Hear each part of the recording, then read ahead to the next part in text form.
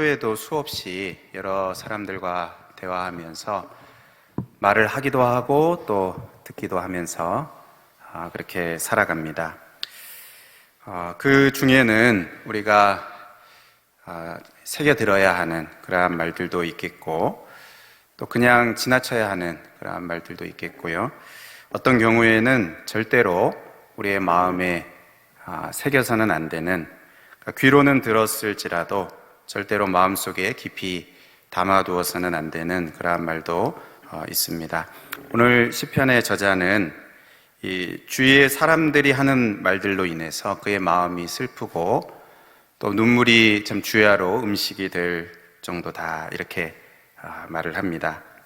그러니까 자신이 처한 상황이 참 고통스럽고 그런 상황이고 다 너무나 힘든 그런 그 현실의 그 상황이 있는데, 그것도 힘들지만, 그 상황도 힘들지만, 그 둘러싼 그 상황도 자기를 힘들게 하지만 그를 더욱 힘들게 하는 것은 주위 사람들의 말이다, 그렇게 말합니다.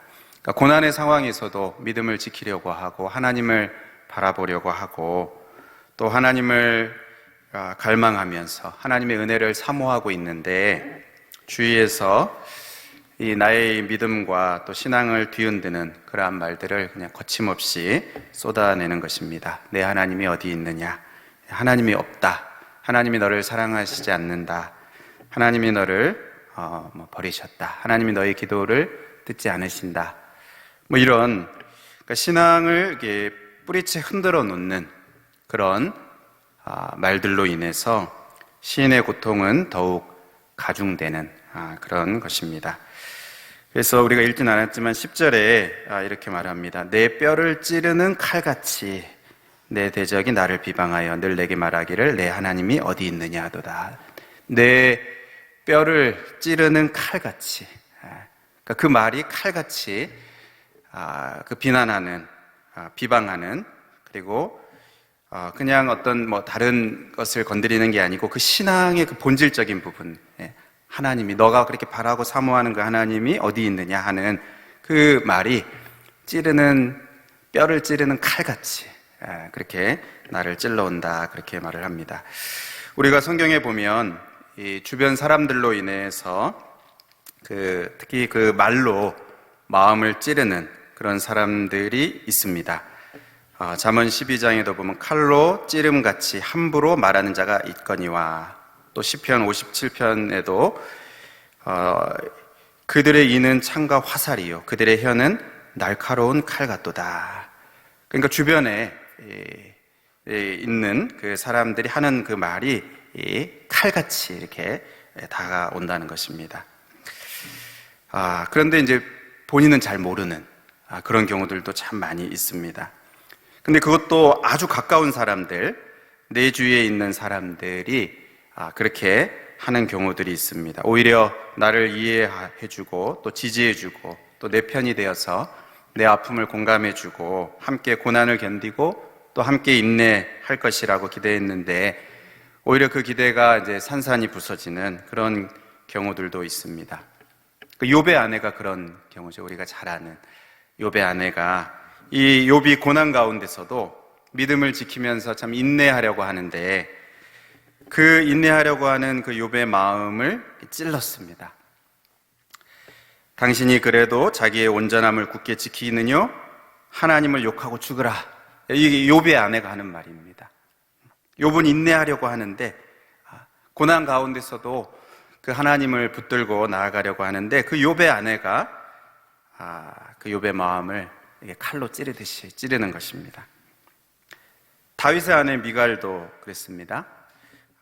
자꾸 아내들이 나오기는 하는데 이 다윗의 아내 미갈도 다윗이 언약궤를 이 다윗성으로 가지고 들어올 때 기뻐하면서 이렇게 춤추며 뛰노는 그 장면을 성회에서 바라보다가 방탕한 자가 염치 없이 자기의 몸을 드러내는 것처럼 했다, 이렇게 다윗을 비난했습니다. 다윗은 너무 기뻐서 감사해서 그 기쁨을 이렇게 마음으로 온 몸으로 이렇게 표현하는 것인데 그것을 이해하지 못하는 이 아내 미갈이 비난한 거죠. 다윗을 이렇게 비난한 것입니다.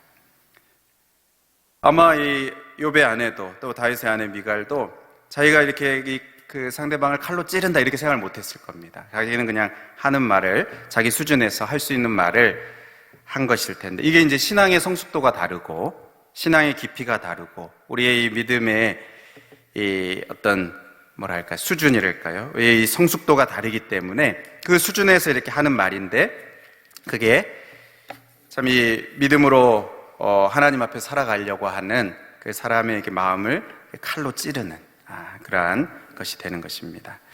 여러분, 우리들의 말이 이 다른 사람을 찌르는 칼이 되어서는 안 되겠습니다. 자기가 모르고 하는 경우들도 참 많은데요.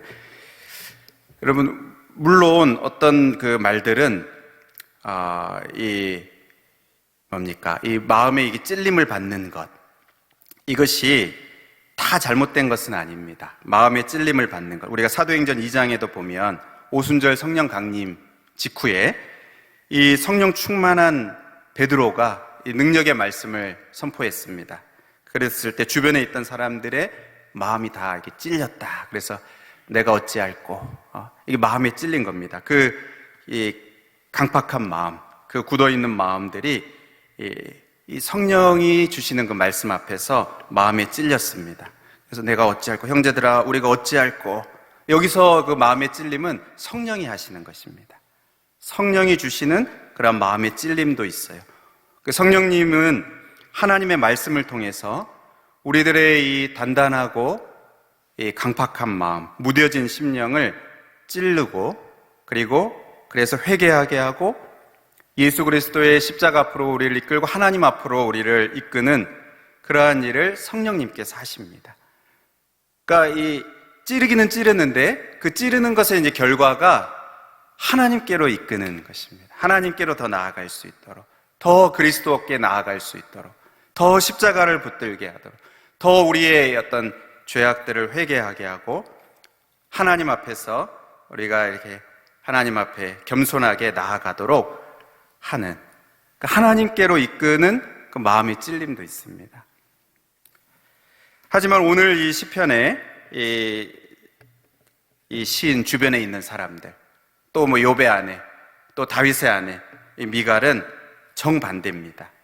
그러니까 하나님께로 이끄는 게 아니고 하나님을 향한 그 마음을 흔듭니다. 하나님을 향한 그 신앙을 뒤흔들고 오히려 낙심케 하고 절망하게 하고 하나님에게서 멀어지게 하려는 그런 목적으로, 또는 이제 그런 것을 의도하지 않았어도 결과적으로는 이제 그렇게 사용이 되는, 여러분, 이것은 성령이 하시는 것이 아니고 사단이 하는, 마귀가 하는 일이라고 할 수 있습니다. 하나님에게서 멀어지게 하는, 하나님을 향하려고 하는 그 마음을 무너뜨리는, 그 신앙을 뒤흔드는 그러한 일은 하나님이 기뻐하시는 일이 아니라 오히려 사단이 기뻐하는 일이고 사단이 하는 일이라고 할 수 있습니다.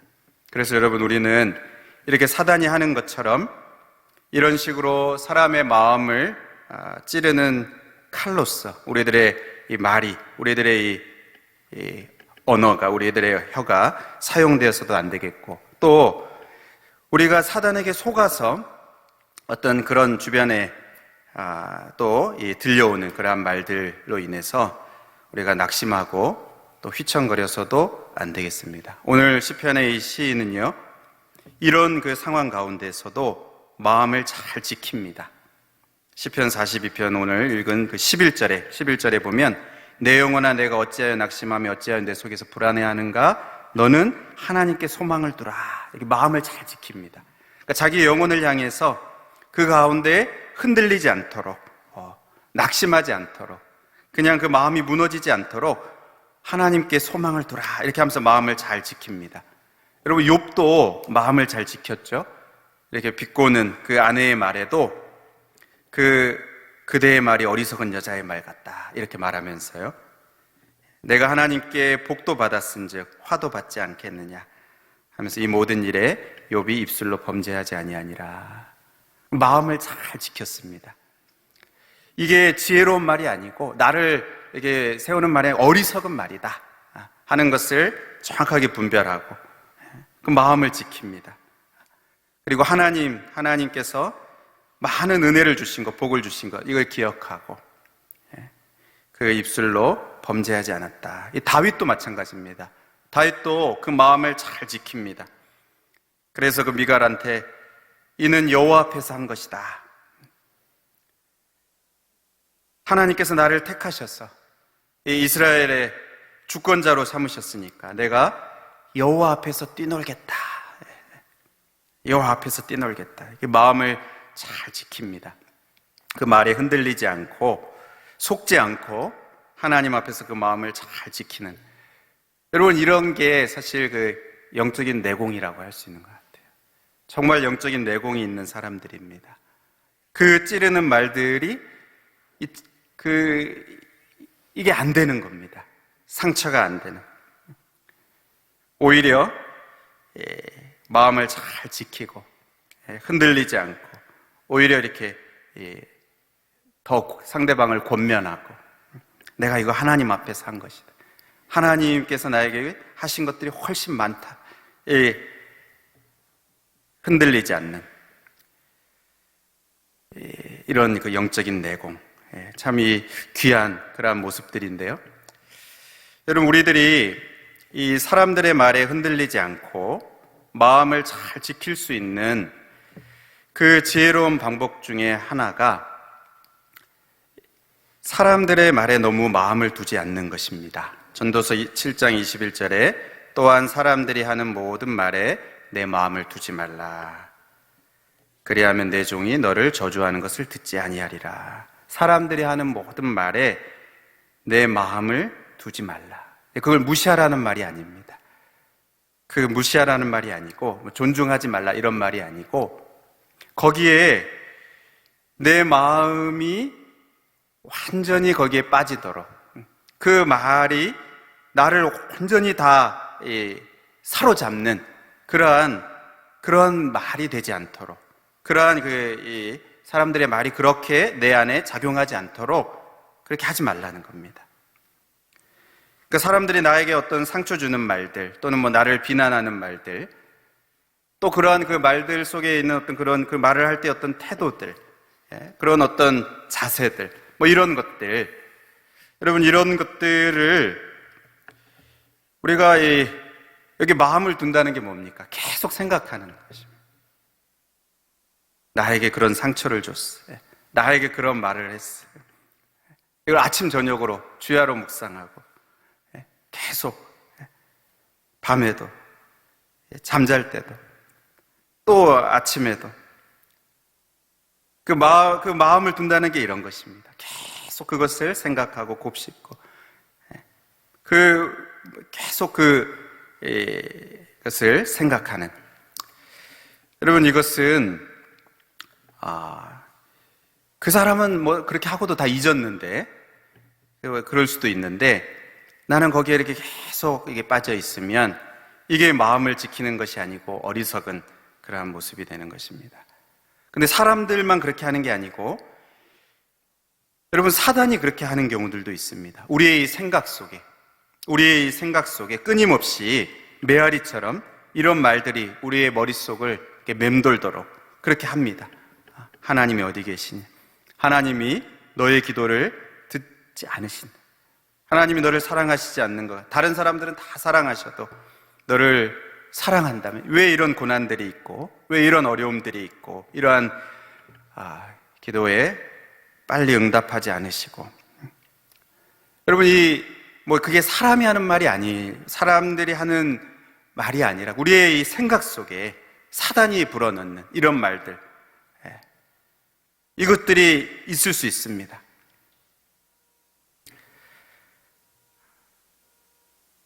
거기에 우리의 마음을 두지 말라. 마음을 두지 않는 것. 그 말을 계속 곱씹고 계속 그것을 생각하고 그것을 묵상하고 거기에 마음을 두지 않는 이것이 지혜로운 방법입니다. 이 사단의 속삭임에 마음을 두지 않는 것 그게 지혜로운 방법입니다. 그런데 거기에 마음을 두지 않는 이것도 이제 좋은 방법이지만 그게 소극적인 방법이고요. 더 적극적인 방법은 우리의 마음을 하나님께 두는 것입니다. 하나님의 말씀을 우리의 마음에 새기는 것입니다. 하나님께서 우리에게 하시는 그 말씀에 우리의 마음을 두는 것입니다. 그러니까 사람의 말에 또는 사단의 속삭임에 내 마음을 두지 않는 것, 이게 이제 소극적인 방법이라면 더 적극적인 방법은 하나님의 말씀에 우리의 마음을 두는 것입니다.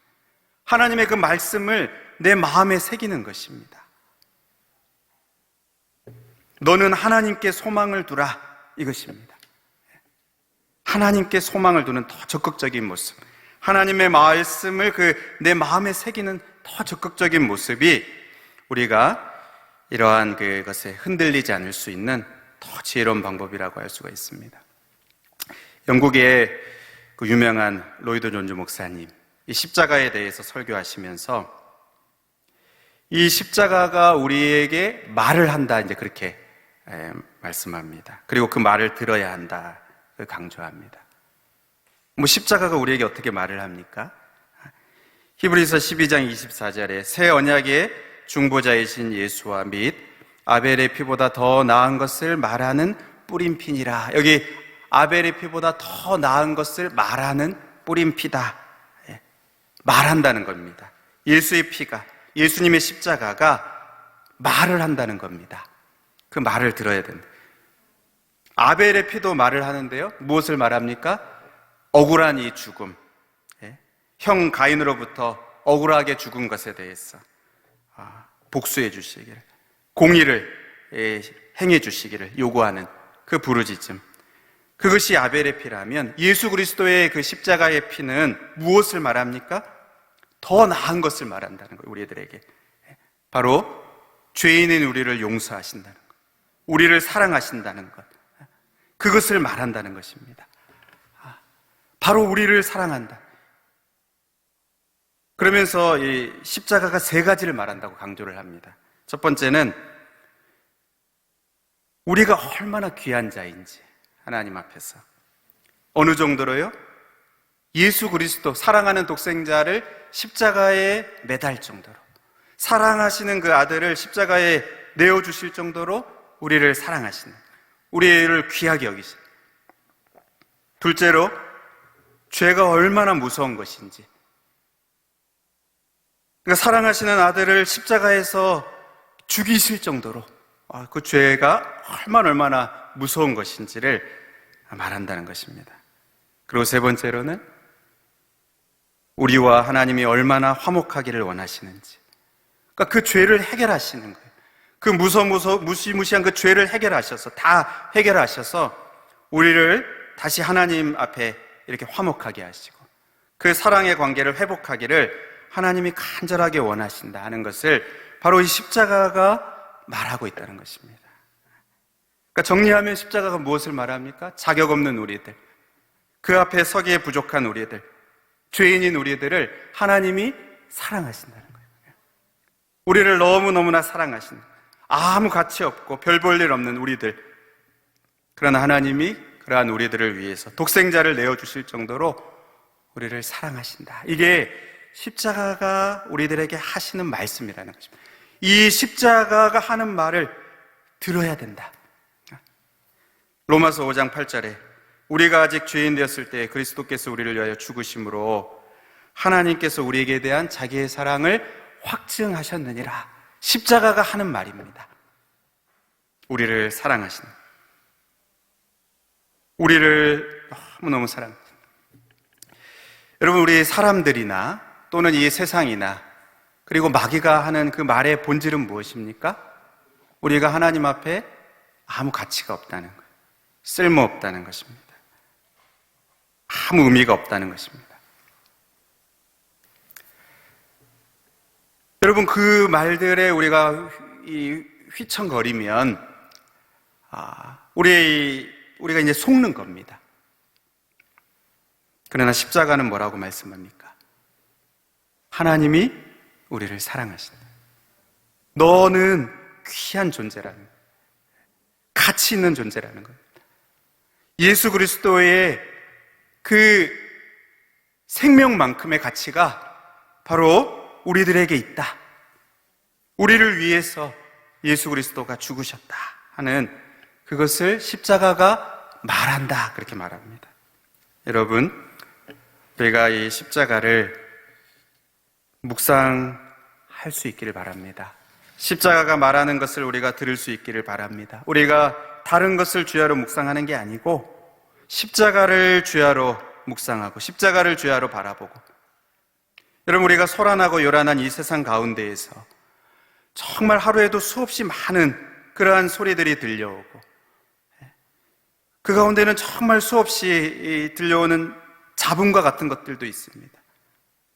우리의 우리의 영혼에 하나도 도움이 안 되는 정말 이 소음과 같은 것들도 있습니다. 때로는 우리의 심장을 막 깊숙이 찔러 들어오는 그런 말들도 있습니다. 사람이든 또는 사단의 말들 속에서. 여러분, 거기에 우리가 휘청거리는 것이 아니라 오히려 그리스도의 십자가를 주야로 묵상하고 바라보면서, 여러분, 그 앞에 우리가 잠잠히 서 있으면 세미한 음성이 들려옵니다.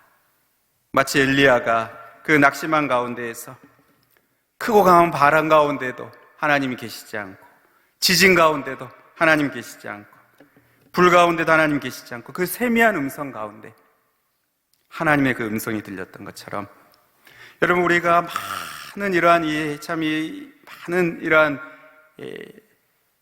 내부적으로 또는 외적으로 많은 이러한 소리들이 있지만, 여러분, 우리가 잠잠히 그 십자가 앞에 나아가서 서면요, 하나님의 음성이 세미하게 들려옵니다. 내가 너를 사랑한다. 너는 내가 사랑하는 아들이다, 딸이다. 너를 향한 나의 사랑이 변함이 없다. 여러분, 이 세미한 음성을 우리가 들을 때에 여러분, 우리의 영혼이 살 수 있습니다. 여러분, 우리는 수없이 많은 그러한 이 말들을 듣기 때문에 우리가 상대적으로 이 하나님의 음성을 듣는 것은 너무 적습니다. 비율로 봤을 때 그렇지 않겠습니까? 우리가 세상에서 살아가는 시간들이 훨씬 많고, 비율로는 적지만 여러분, 그 강도는 강력하게 우리들에게 밀려올 때 우리의 영혼이 서 있을 수 있습니다.